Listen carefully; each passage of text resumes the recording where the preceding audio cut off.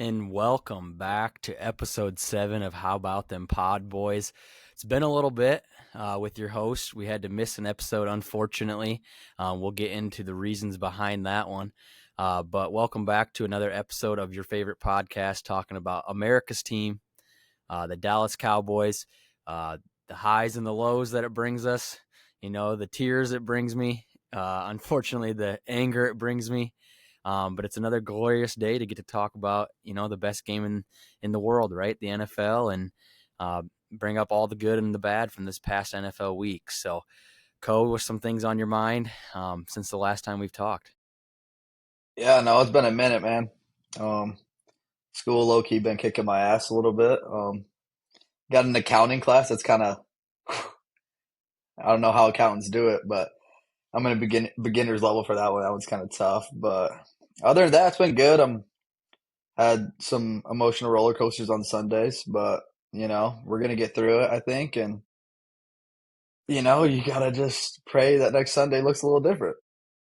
Well, yeah, and I think the good Lord took my thoughts and did it and took care of what I needed to have happen after the debacle we had on Sunday, watching the Cowboys get just absolutely slaughtered by the Bears.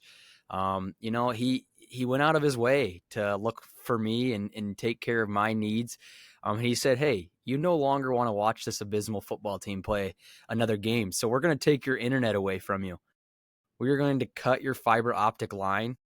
We're going to have your Hello. neighbor. We're going to have your neighbor not even know he did it, and he's going to aerate, the yard around you." And he says, "Hey, I know you're having a terrible weekend.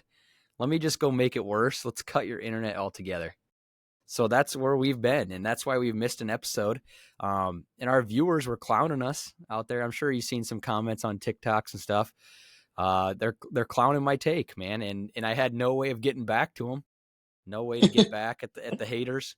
Um, it's all fun and games, but we did look terrible. Unfortunately, it just was not our week. But I'm going to stick to what I said. Caleb Williams is still on no level of Dak Prescott.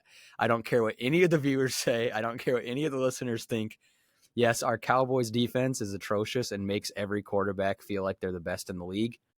But that does not mean 1 week he is up to par with Dak Prescott. No, absolutely, dude. If Dak got to play the Dallas defense every week, I don't think people would talk about his contract again because he would put up 500 yards and 10 TDs against that ass defense and that secondary every freaking week, dude. We are so bad in the secondary. I hate our defense. Fire Eberflus, I'm tired of this defense. I'm done with it. And the cherry on top when CD rolled his ankle on a freaking carry. We're gonna hand the ball off to CD. What are we doing? That's just boneheaded. Like, you don't put your best player in that situation on a chance to get him taken out of the game like he did. And then we rushed him back. Like, I know he's still limping and kind of still hurt. He tried to play that one play and you could just tell it was over for him. Why even put him back in? Like, I get we were Right. trying to go back and maybe score and turn the tide and get ourselves back in the game, but he's also your probably 1B behind Dak Prescott, your other star player. If we lose him like we just did now for probably 4 weeks, we have put ourselves behind the 8 ball where we're not going to be able to come back. So I hate the move all around. It was terrible.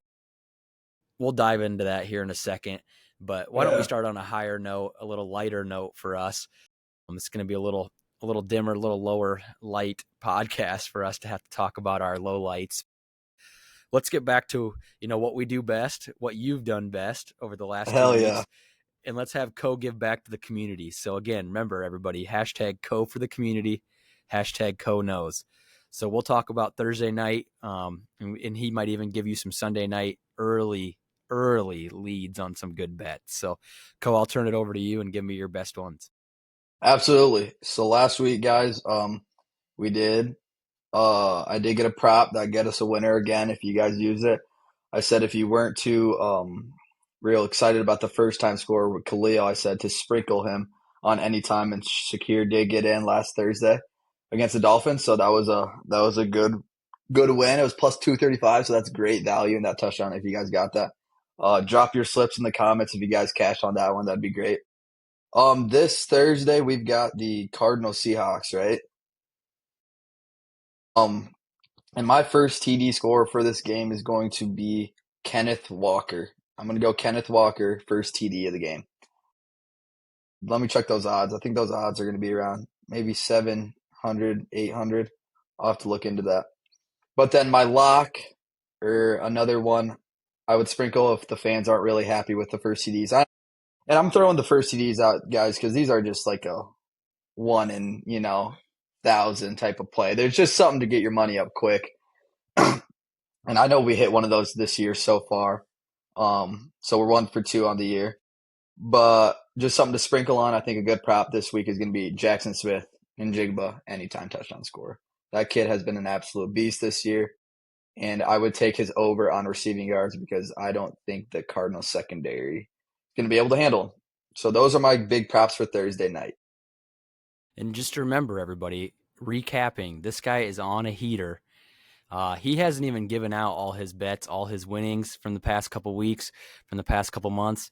But he's out here working day in and day out for you I get in guys. that research He for the does community. for the community, right? This is not for his own, personal growth. I mean, a little bit it is, right? But he's out here for the community, for the Pod Boys, for the community, for the Cowboys fans. Listen, Ost, I don't want them to judge me by my winners. Okay? I want them to judge me by my losers because I have so few. Okay? That's what I I want them to love judge me that. by. That's what I want them to judge me by. No, that's awesome. So let's jump in real quick to Thursday night. We sprinkled your bets for that one. You gave out anytime touchdown score and what looks good. What do you think, just from a quick Thursday night turnaround game? Seattle at Arizona. Keys to that game. We don't want to spend too long on it, but what do you think kind of tailors how that performance goes? Yeah, no. Obviously, it's a more interesting game than last week. I think we're all looking forward to this game a little more than the Dolphins Bills. And I think the line is a little too close in my eyes. They've got Seattle minus 1.5, and I think they're going to win by a touchdown or more. The keys to Seattle for winning this game is obviously shutting down Murray, scrambling, shutting down his game as a runner. I just don't I don't see Arizona really having a run game with James Conner out for the season. I mean, that's kind of crazy. So that's a tough break for the Cardinals. And then Marvin Harrison really hasn't shown to me that he's a wide receiver one this year. He's played pretty bad in my eyes. I mean, dropped balls, wide open dropped balls. I'm not even saying like contested. They are dropped balls wide open. So the keys to the game are shutting down Kyler Murray for Seattle. Defensively, they need to get that. If they do that, I think the next guy they need to look into is going to be McBride. I think Trey McBride's a great blanket guy, great, settle, catch after run, maybe 5, 6 yards after contact. So he's going to be a guy they need to shut down. And offensively, I think they just need to keep doing what they're doing. I mean, I I'll stand on this horse and I'll ride it till the day I die. I don't understand why Minnesota let Sam Darnold go. Gives you 14 wins last season, and you say, "No, I'm going to throw in JJ McCarthy because I think he's all right." And what has he done? Shout out Carson Wentz though on that one because well, Well, that and could be a that's future starter. right. That's a good point there. I mean, if you're that quick, I know he's quote unquote battling an injury in JJ McCarthy, but I think it was a sit down like, hey, we kind of threw you into the wolves too fast. Carson Wentz not only held his own, he throttled the Cincinnati Bengals in his first appearance in Minnesota. So I'm with you. I thought that baffled me. Sam Darnold should still be the Minnesota Vikings quarterback. Vikings fans out there, obviously, as we live, in Iowa, a lot of Vikings fans around us. We hear about it all the time. I think they got to be livid because Sam Darnold's doing well again for Seattle. He's having a good season so far. Put him at 2-1 with a division game that we're talking about now with the Cardinals. He should be their quarterback. I think the Vikings would be better off with him at quarterback, and I think they'd make it farther this season if he was their quarterback. But to go back to the game we're talking about, I agree with you. I think Kyler Murray's legs got to get into this game this week for them to be, have a consistent chance of winning, continue to rack up wins. Both of these teams are 2-1. So this game is big for a pivotal moment to jump to 3-1, which is a good start off record through the first month of the year. And And I also, mean, it's a division game, so exactly, division games huge. You can't drop a division game. And they have to stay right on the heels of the 49ers, right? 49ers without Brock Purdy right now with the turf toe injury.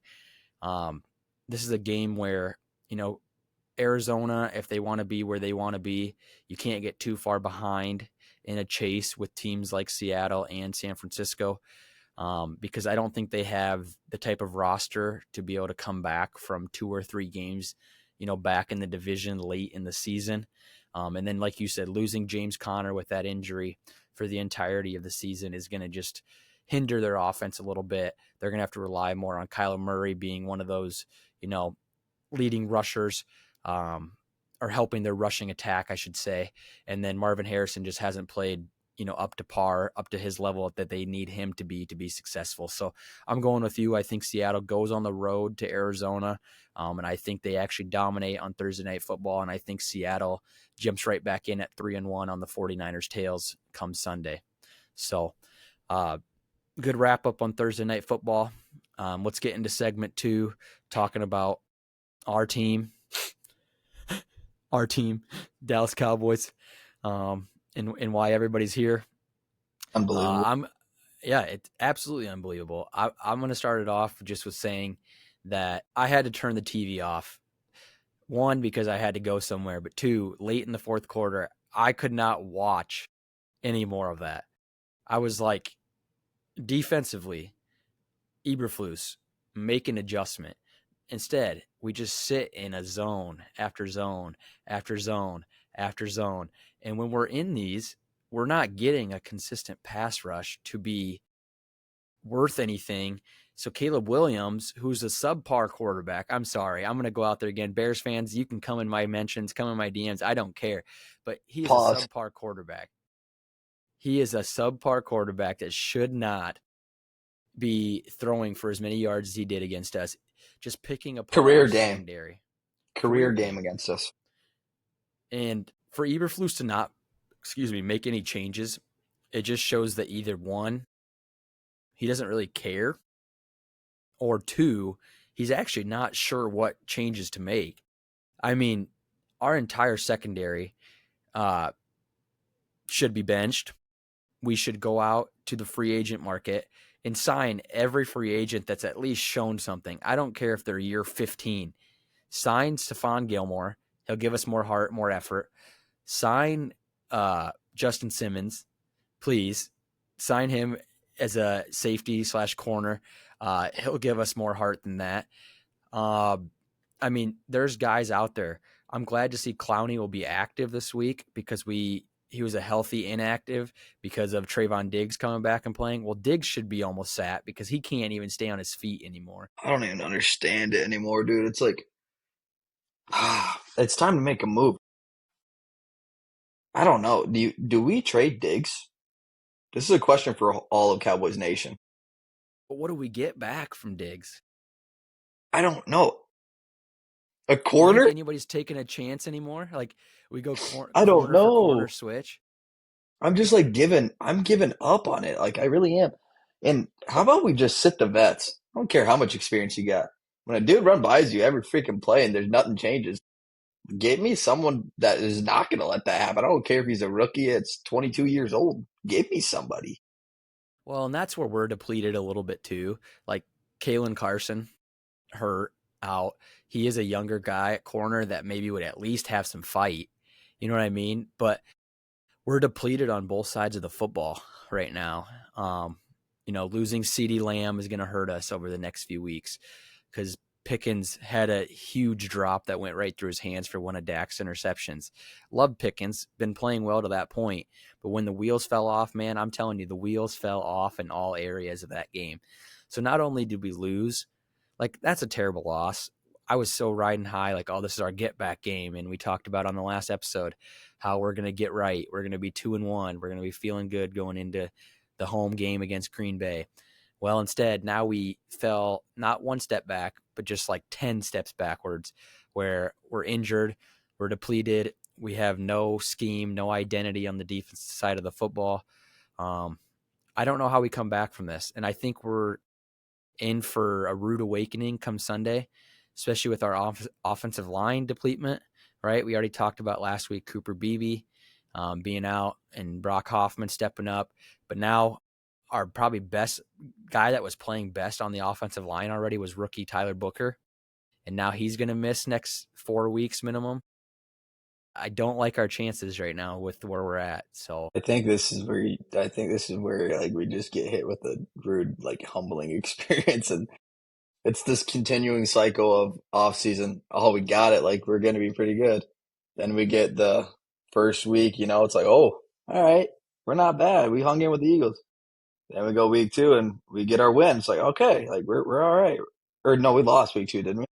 no, we beat New York, but Okay. we could be 0-3. I mean, But then we get that like, oh, we got some hope. Now we're going back. It's like, all right, yeah, we're back to and then you just get that loss. And then it just goes in circles and circles. And you know what? My brother told me this, and I couldn't agree more. This defense reminds me of when Tony Romo was QB, and we would be okay offensively, but then our defense is just terrible. I'm talking about like the 2010s to like the 2015 years where it's like, all right, like offensively we can score some points, and then the defense goes up and lets up 42 every week. It's like that's what it reminds me of, right? no, 100%. And I see that. And the hardest part for me is here's what's everybody's coming in our DMs, talking about, oh, you need a pass rush, which I understand that. And then who's the name thrown out at us? Oh, you guys are missing Micah Parsons. Granted, I'm not stupid. I'm not naive enough to say that we're not. I get it. Yes, would he help us? But I just watched seasons where people run down his throat too. They run right at him. So he's not fixing our secondary problem. Does he get a few more pass rushes a game? He does. Sure, Okay. sure, right. But the problem is we're sitting in a zone expecting our linemen to get downfield that are not capable of doing that right now just because they're not good enough. At the end of the day, we're flat out not good enough at any of these positions. Having one player in Micah Parsons sounds great. He ain't going to change the game by himself when 10 other defensive players can't stop a nosebleed for Right, and you sure. just yeah, go ahead, finish, go ahead. No, and everybody can laugh and joke and say Micah Parsons this, Micah Parsons that. Go back, flash back to the Green Bay divisional round game, and we got absolutely ran up and down the field by Aaron Jones on the Packers, and is run right at Micah Parsons. So it's pick your poison. You want to have him there, and teams are going to be like, okay, run at him. He's pretty lackluster on run stop and his alignment and his spot. So we get rid of him. Everyone's like, oh, that was the dumbest thing you could have done. Well, I actually, maybe the dumb part of this whole ordeal is not trading him for like 4 cornerbacks. Go get people that can actually cover people. Right. No, I agree. And like no, I couldn't agree with you more, Ross. It's if you're an outsider fan, or if you're a Cowboys fan, or if you're not a Cowboys fan, the fact of the matter is you don't know ball if you think Micah Parsons is a one piece fix to our defense. If you think Micah Parsons was playing this whole season and he would be the reason that we would stop everything on defense, then you're absolutely wrong and you have no ball knowledge at all. Because Micah Parsons has been here the past 3 years, and I swear we have given up the most rushing yards probably ever. And we're the least, like everyone just rushed the ball against us. We'd be 32nd in rush defense. So if you think Micah Parsons is the reason we are like not good anymore on defensively, well, look back at the past 2 or 3 years because we weren't that good then either. So the fact of the matter is, yeah, he'll get us a couple pass rushes, but it is not a one piece fix. There is 11 defensive guys that suck at their job, and they are professionals. That is what the problem is. And the guy that's calling the formations, the plays, and setting them up to make them look even more sillier is Matt, is whatever, Eberflus. I don't even know his first name. I don't care about the guy because he's so awful. And here's another thing I could throw at you. What do you think about CJ Gardner Johnson? Why not pick him up? That's what I mean. There's guys out there available. Just throw them a bone. Sign them for the Right. rest of this season. You don't have to, Jerry. You don't have to get crazy. Jerry, please, I'm begging you. You don't have to get crazy. Sign him for And he this year. won't. He'll sign up for a 1 year deal. Like he Right. never signs him to a multi year. And Stephon Like Gilmore, we already saw it. He played fine for us. Bring him back. He'd do it. He just wants to play. Justin Yes. Simmons, he was a dog for Denver back in the day. Bring him in. I Here don't you go. care. They can't be Here's some worse. here's some defensive free agents. Travarius Ward, Yeah, Stephon Gilmore, Asante Samuel Jr., Carlton Davis, Justin Simmons. These are guys that have strictly balled out, and we're just it doesn't make any sense. Like right. we just let And it. there's a It's better reason than that what we have. right. Give them a chance. Like they're going to at least compete their butt off because one, they're on the free agent market. So if someone signs them, they know they could go right back to the free agent market and never play another snap in the NFL again. I feel like we're too comfortable. Like I think this is a great point of what we're talking about is our guys in the secondary are lackluster. Our defense overall is lackluster. But I mean, I think they're so comfortable like, oh, they're not going to get pulled. I mean, who's going in for them? Because if you can't beat those guys out, like if you're backing up these guys, you might not be seeing a lot of Sundays in the NFL anytime soon because it's very just subpar. And another thing just to hammer on, because we got to fix a lot here in this organization, especially on the defense side of the ball. Whoever our scouting department for our draft picks should be fired because I like the kid, and this is no disrespect whatsoever, but Jack Sanborn couldn't run to the sideline and chase down a single running back coming out of the backfield. He looked like he was moving at Oh, slow speed, and I'm like, okay. And then we signed old Kenneth Murray Jr. I mean, he's not old, but he's beaten up. He's battered. He wasn't great for the Chargers, and we thought he was going to be our fix. I'd rather have Eric Kendricks come back. Just go get him. He's a free agent oh again. gosh, I bro. mean, at least he'll go all out. Like, we're missing all of our guys But that I mean, but also you got to think we still got like Demo coming back. Like we still that's got what I mean. Overshown coming back. So it's like that's gonna help. I mean, like that. He's a dog. Yeah, I He's mean a he's gonna dog. yeah, and he's gonna leave. He's gonna lead our team in tackles every week with like 10 plus. Right. And he's going to So throw I his body mean, on the line. So we have people coming back, but like, man, I can't keep watching this if this is going to be the same story for the next 5 weeks. And then we come back at 1-6, 1-7. I ain't watching it. I guess throwing a record out. What do you think we end? I'll give us 7-10. Hopefully, Se- a 7-10 would be miracle. great. That'd A be a miracle. miracle. 100%. I just want to stay afloat. Here's the bad part. And this is a great segue, you asking that. Let's just go for the next 3-4 weeks, okay, without CD Lamb, because that's a big one too. Without CD on offense, Dak's Hey, how did we look without CD? it stopped all Lost. our momentum, right? It Lost. stopped all our momentum. I That is mean, immediately when we got our first flat tire. yep, Then the wheels started popping, and all four wheels were off. That's when it's yep, like, holy crap. When we don't have CD out there, we don't know what we're doing. right. So obviously, we're gonna have a tough one on prime time Sunday night football at our place against Green Bay. Every story in the book's going to be written about this game. Micah's return. Jerry Jones said he's not giving him, his moment, a tribute. Yep, tribute moment. And you know, I just I think that game gets ugly because they can run, they can throw, they can rush the quarterback on defense. They're just solid all the way around. I know they dropped a terrible game against Cleveland in To the Cleveland. Browns, but yeah, That's I'm not. if You're I'm a a Packer Packers fan, fan. I I'm don't not worried. think. Yeah. No. Like I think this game is going to be ugly at our place. I think we're going to get badly embarrassed. But I don't think that necessarily means that like Green Bay won the trade hugely right now. They did in the front part of it, but I think towards the back, I really do still think we're going to do enough to make ourselves like not this year. I get it. Like we just said, we're leaving. This year's over for us, unfortunately. And this is so sad because I thought through week 1 and 2, we were back. Like we were back. But Green Bay is going to give us an embarrassment. And I don't really know what we try to stop. Like you got to pick your poison. Okay. You're the Cowboys. We're playing Sunday night, Green Bay. You're the coach. You're Matt Eberflus on defense. What's your number one change? What's your game plan heading into Green Bay? Like, what is your game plan to try to get us to 2-2? I don't even know, Austin. Like, if I was in control of that defensive room right now, I would fire myself. Joking. All right. What I would do to fix this defense going into week 4 is I would bring in more juice. I would bring in Liafu. I would sit Wilson. I would play Diggs, but I would play Diggs to his strength, which is just run around and hopefully not get burnt. And then hopefully a safety smart enough to know that Diggs has been burnt previously. So I'm probably just going to shade aside a little more because he likes to take chances. So I would play less zone coverage.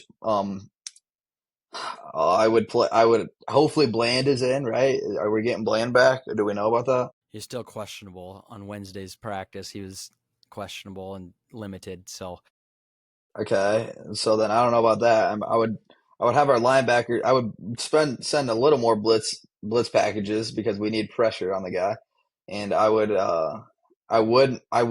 keep Osa and Kenny side by side, but I would get new DN rushers.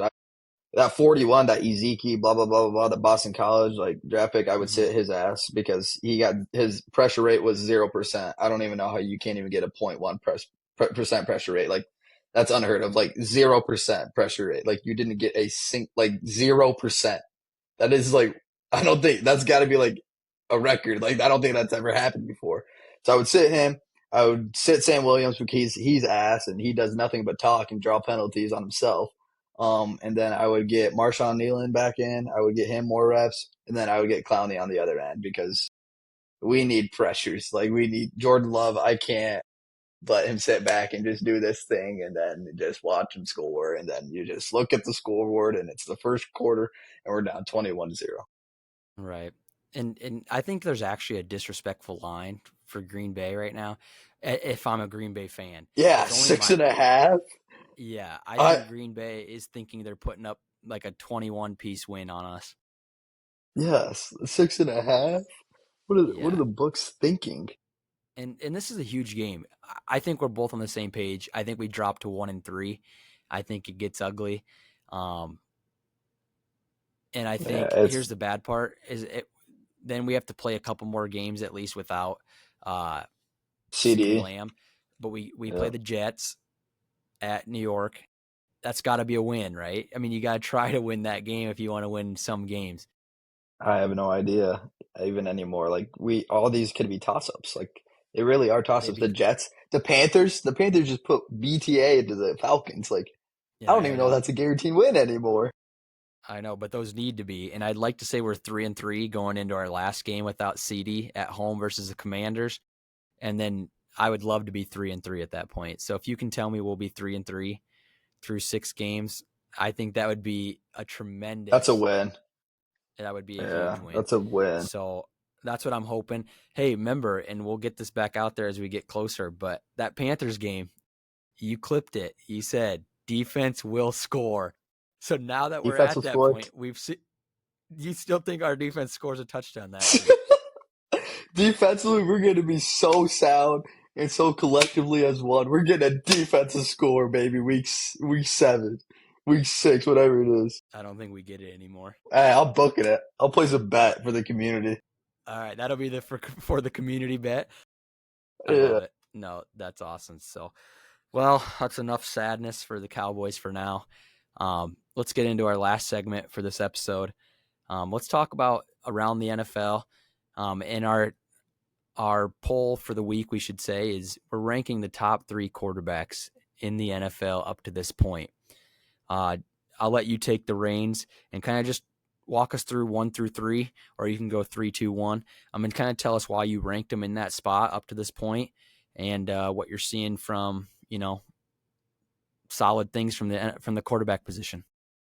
Okay. I would love the comments and the haters to just come at me right now, but I'm putting the boy, my guy, Dak Prescott, number 3, because Dak Prescott is not the reason we've been losing games, and this guy has been just great.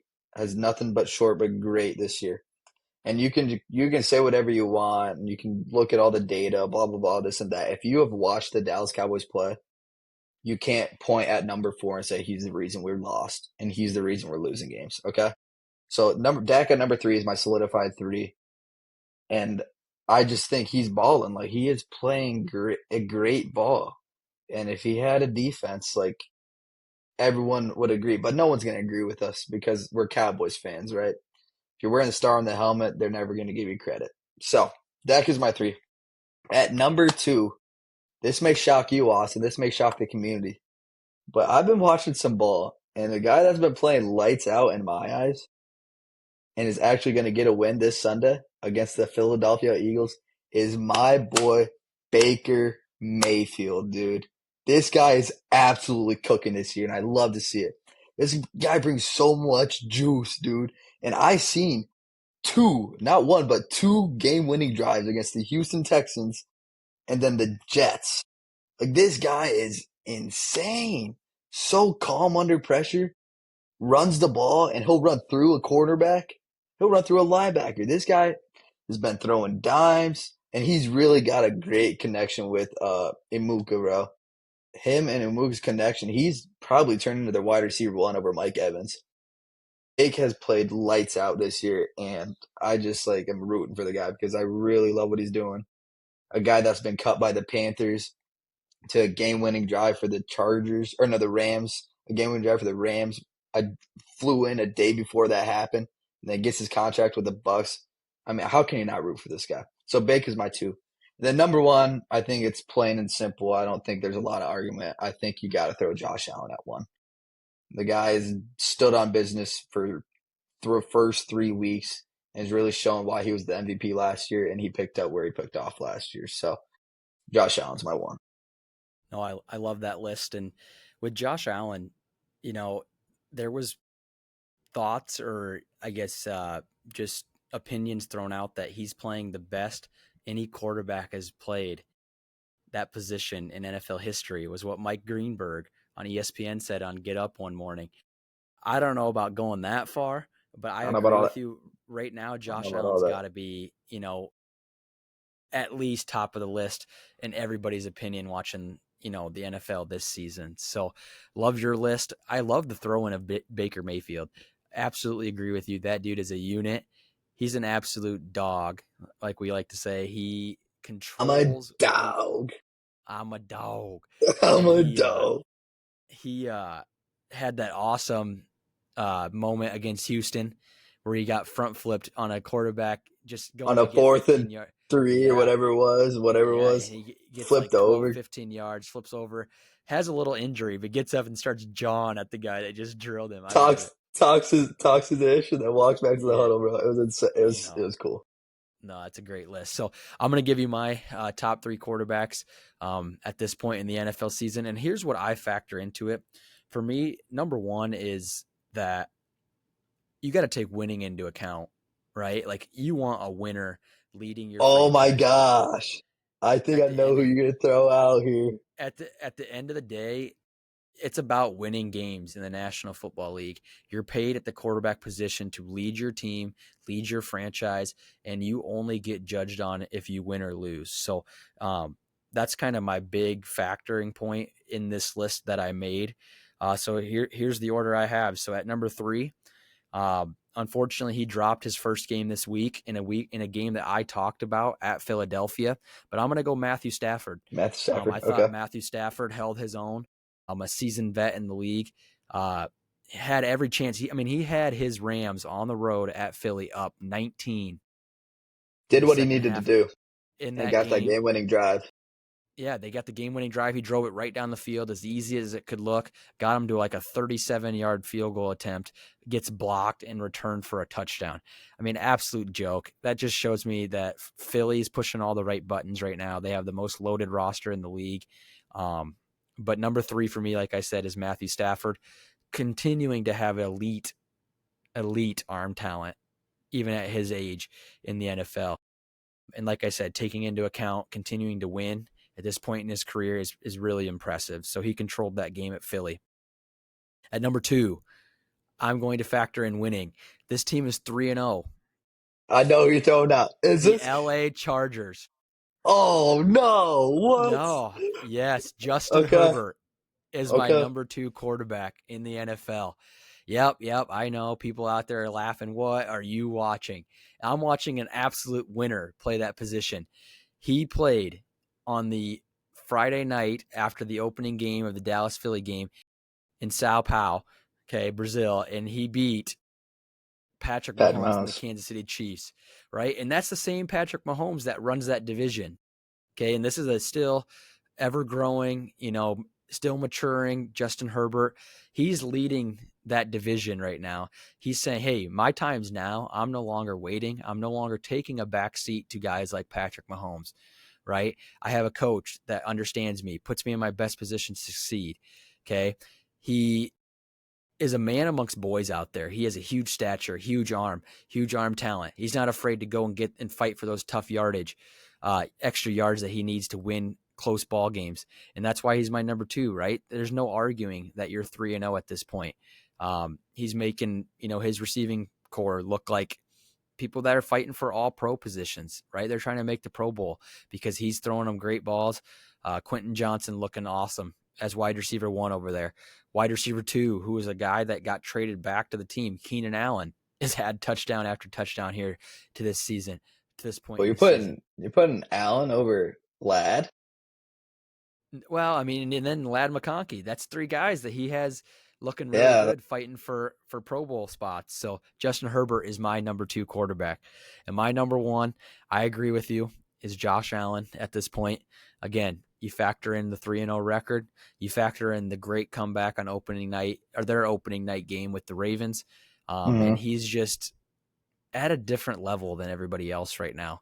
Um, Balls in his hands, more times than not, the Bills are going to come through and get the job done. So he'll figure out a way. Another big statured quarterback, a guy that could run between the tackles, run linebackers over, and outrun linebackers and safeties on the back end. So that's my top 3. Cole gave his top 3. Please comment.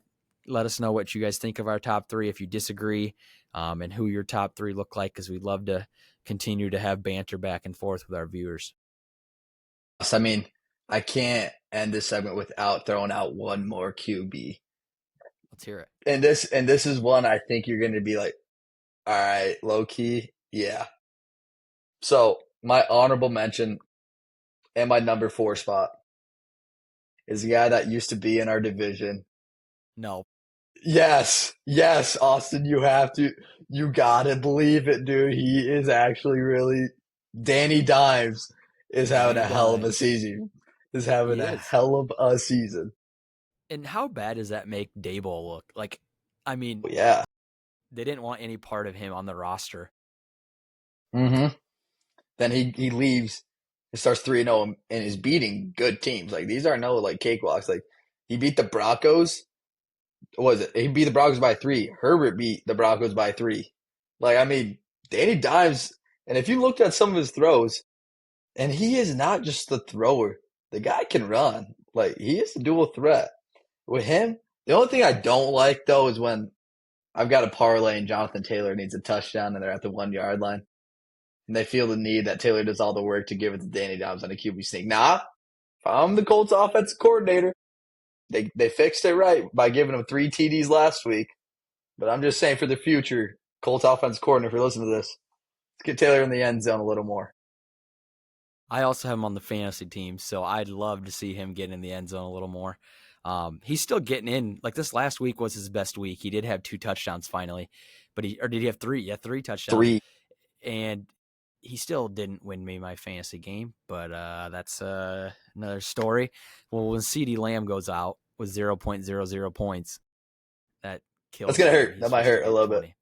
So no, that definitely hurts. But one other thing I want to throw in there, and then we'll hop off and thank our viewers and shout out our socials. But I'm going to die on this hill, and I'm going to bring this up. I think for the first time I've brought up on this podcast, Jalen Hurts, most overrated quarterback in the National Football League.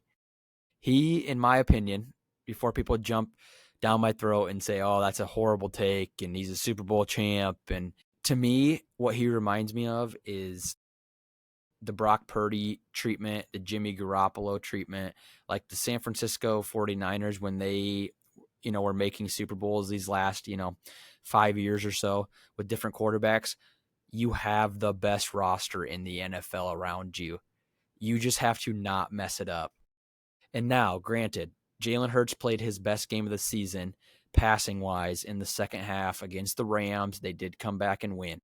But up to that point, if you watch these games, and we're ball knowers, we are ball watchers, we watch these games every Sunday. We're tuning into multiple games each week.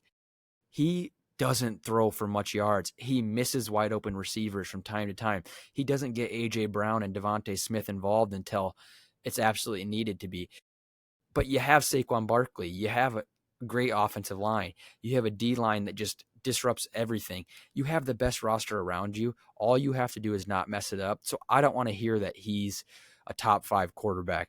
He's just not messing up the best team in the NFL. If they Right. don't win the Super Bowl title again this year, it will be because, mark this down, it will be because Jalen Hurts messes it up. He will find a way to not be good enough when it comes time to be good enough. They will mess it up, and Jalen Hurts is an overrated quarterback. Nah, and I agree 1,000%. The guy's not good. I don't understand Philadelphia's argument. Like he's not a great quarterback. If you look at his game chart and you look at the bubbles of he does not pass the ball past 15 yards. Like look at the logs. Like it's facts. The guy's not a good quarterback. And I don't like his persona. Like look at this clip. This is a reaction to him getting his ass saved by the defense once again on a blocked field goal. Like block field goal, pick up, return. It's like, dude, you're you just got your ass saved. Like I don't know what you're trying to show. And then the guy's got like the background of his phone is the loss against Kansas City. It's like, dude, I just don't like it. I don't like the guy. I No, don't. I don't like the guy either. And you know what else kind of stings when it comes to him? I hate looking over at Nick Sirianni on the sideline because I will go. I'm going to double down on this overrated. Nick Sirianni is not a top 5 coach in the NFL. I don't even know if he's a No. top 10 coach, but he's also in a situation where you just don't mess it up. He has the best roster. He's got the best, people Yeah. at every position. He just has to not mess it up. So that's my hot take for the week. I hate those guys. I will forever hate the Philadelphia Eagles. I just dislike watching them continue to win games they should have lost. The Rams went into their place and gave the loss that we needed, like I said last week, Right. but we didn't do our job, and the Rams fell through on their job for us. So, any last thoughts before we wrap it up? No, I guess tune in. You guys know where we're at. Spotify, YouTube, TikTok, and Instagram. Make sure to give us a follow, like, and comment. We'd love to hear what you guys think. And go ahead and flame us, but this is just a minor setback for a major comeback, Cowboys Nation. All right. Thanks for joining us. This was the How About Them Podboys, episode 7.